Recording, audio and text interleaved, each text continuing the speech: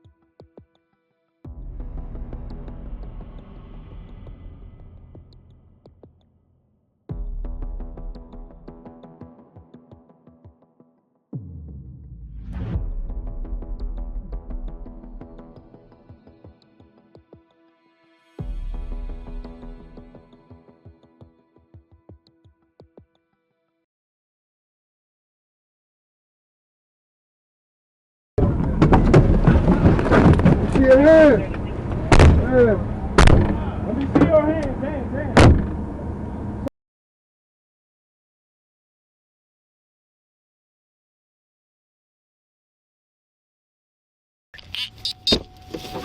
Hey, come on, bro. You good? My wife, man. Huh? My fucking wife, man. Where's she at? She right there, man. Miss. Help me, man.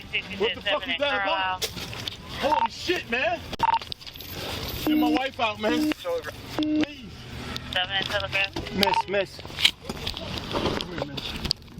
Come on, you okay? Come on. You okay? You got your seatbelt on? Copy. Oh my God, get my wife out, please. Hey, boss. I know Officer Ziola, man. This is a good friend of mine. 837, 836 calling radio. Green light. I don't know what the fuck happened. That light so fucking bad. Last unit. Get my wife out. Please get my wife out. Go on the other side. 836. Miss. Come on. Ready? Walk. Can I pull you? Be advised. 836, are you secure? She got. Hey, Sir, fire. someone give me a knife. She got caught. Sir, fire. Her seatbelt's on. Order to that Miss. location for that auto accident at 7 and Telegraph. Oh my God!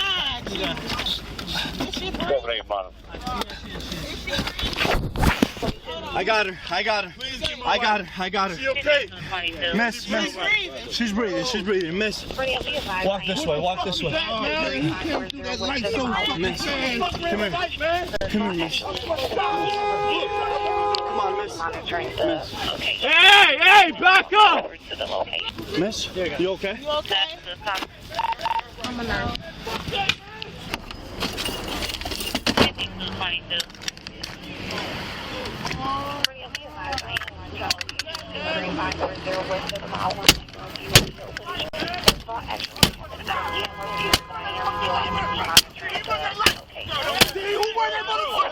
Get back! I'm gonna beat the fuck out of him! For real! Man, you hit my motherfucking wife, man! Oh my God, man! I wanna kill this nigga! Oh my God! 34. Man, fuck that, man! Man, fuck that! Man, you hit my motherfucking wife, man! Oh my God, man! I wanna kill this nigga!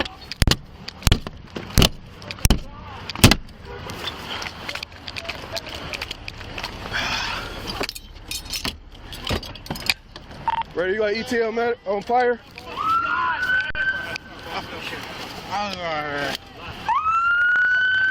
Kill this motherfucker, man! 5 minute ETA for fire. That is 5 minute ETA. Hey, have a seat on the ground. Have a seat. Have a seat. Have a seat. Man! Step back, step back, step back. You guys got my grandson, goddamn it. No, we got two. Hey, you gotta break that window.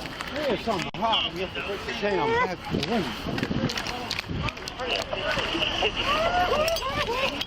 5223. Hey! Y'all trying to get him out? Come on, man. You gotta get Hey, you gotta get out. Get out. Hey, we got him. All right. Y'all get her out? Who? Yeah, they got her out. Okay, copy. They're gonna be here in like 2 minutes. You wanna use my phone, bro? Radio, you got ETA? Less than 5-minute ETA for fire and medics at 7 and telegraph. They've been advised. Hey, Jones, can you help him? Come on, man. I ain't got gloves. Ma'am. Get the fucking record. Clear. If you would sit like that, get Show us at the location with 836 to help out. the fuck out of here. 2137. Stupid ass. I don't know if it's is the car catching on fire or what? It's smoking right now. Any flames? No, no flames. I think I don't want to hurt her by pulling her out more. Yeah. Make sure we ain't got no flames. The pursuit lasted just over a minute before the driver, later identified as Lonell Dixon, blew through a red light and collided with an SUV. 3 cars were impacted in the crash, leaving 4 people seriously injured, including Lonell Dixon, who was drunk during the chase. His passenger, 21-year-old Miracle Jamerson, did not make it out alive. Both officers were in a semi-marked Detroit police squad car, with emergency lights not outwardly visible. Dixon may have feared it was a random car that was aggressively following them for nefarious reasons, a real fear in Detroit where the term carjacking was invented. After the crash, Dixon was arrested and charged with a DUI, driving with a suspended license. However, the 2 officers involved failed to alert their superiors that the crash was part of a police pursuit. It wasn't until hours later that investigators learned it was a chase, after looking at the dash cam footage that Zymie and Bush believed didn't exist. In November of 2022, almost 3 years after the chase, Officer Zymie got fired for violating department policy on the night of the pursuit. Meanwhile, Officer Bush, the front passenger, stayed in the force with a last chance agreement. In other words, a final warning. Black. Y'all black. I had no idea. It was like a fucking movie, man.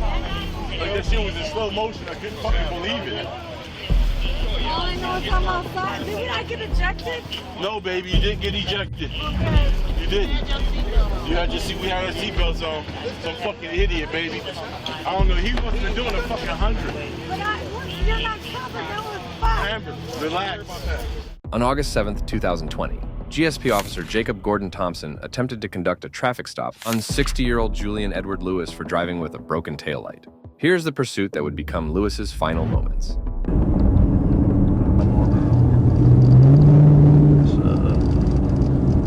I think it's a 10 Nissan. Paul David 90, Paul 8.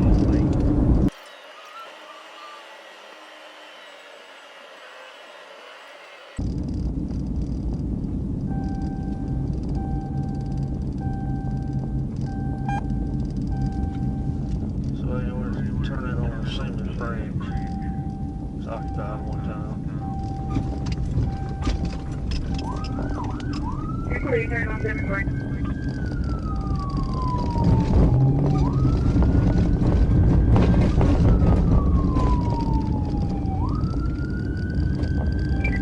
Is that an IG code 4? Yes, sir, I'm code 4.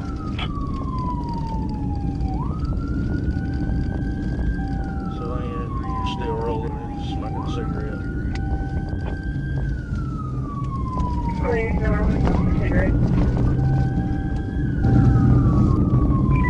She's right. Can I get you en route to Simmons Branch to assist 698 East 1080 with a Nissan Sentra?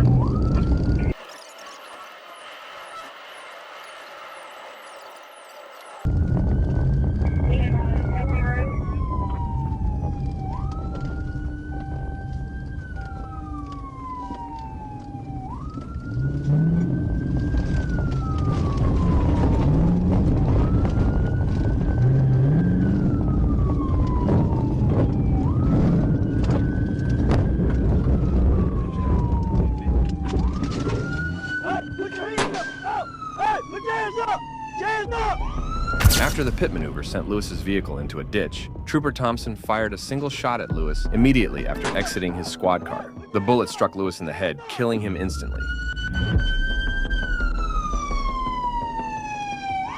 Hands up! Hands up! What? Put your hands up! Let me see your hands! Let me see your hands! Let me see your hands! Give me an ESC of the route, shot fired. In his incident report, Trooper Thompson wrote, "I stopped my patrol vehicle approximately even with the violator's vehicle. Being concerned for my safety, I drew my weapon as I got out of the vehicle. At some point, I heard the engine on the violator's vehicle revving at a high rate of speed. I saw him wrenching the steering wheel in an aggressive back-and-forth manner towards me and my patrol vehicle. It appeared to me that the violator was trying to use his vehicle to injure me. Being in fear for my life and safety, I discharged my weapon once." His claim didn't quite add up, as agents at the scene found Lewis's front tires pointing away from the trooper's cruiser. An investigation following the incident also revealed that Lewis's taillights were not in a condition to justify a traffic stop, and that the pit maneuver caused Lewis's battery cable and air filter to disengage, which disabled the engine in his Nissan Sentra, making it impossible to rev as the trooper stated in the incident report. Georgia Bureau of Investigation arrested Trooper Thompson 7 days after the incident on charges of felony murder and aggravated assault. He got fired from the State Patrol after his arrest. 10 months after the incident, a grand jury received and heard the evidence, but decided it wasn't enough to indict Jacob Thompson. However, the state of Georgia later agreed to pay a $4.8 million legal settlement to the widow of Julian E. Lewis, the largest pre-litigation settlement in Georgia history. The state trooper is free. That's the worst part for me. He's free, and nothing has happened to him, and my husband is gone. Municipalities and counties throughout this state and throughout the country have equipped their officers with body cams. Georgia State Patrol troopers do not have them. It's just another example of lack of transparency. On September 10th, 2023, Arkansas State troopers were in pursuit of this white four-door sedan for doing over 100 miles per hour on Interstate 40. Trooper Thomas Hubbard joined the pursuit from an on-ramp and took over as the primary.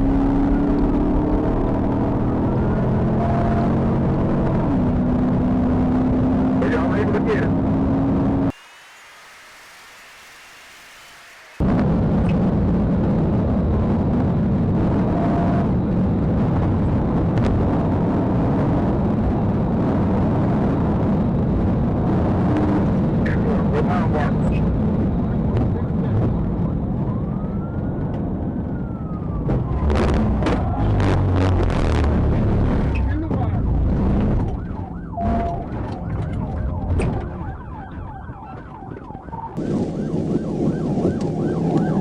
He's out. He hit the wire. He hit the wire. Trooper Thomas Hubbard successfully executed a pit maneuver on a white four-door sedan, but it was the wrong car. It seemed the trooper was trying to end the chase in the most dramatic way possible as he went in for a pit despite observing the Cadillac braking and pulling to the shoulder. What followed were instructions that must have been terrifying for the two innocent occupants of the car. Passenger. Step out of your vehicle. Slowly. Hands in air. Climb out the window. If you make anything move, you will be shot.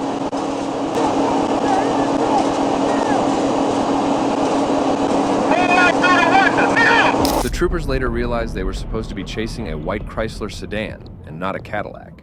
Trooper Hubbard should have been able to tell the difference as both vehicles drove past him at the on-ramp. First the Cadillac, and then the suspect's Chrysler, which he rightly went after. How he ended up locking on the wrong car is hard to explain. After the incident, the trooper sent in his retirement letter as ASP began an internal review. Both innocent victims did not suffer any injuries and declined medical treatment.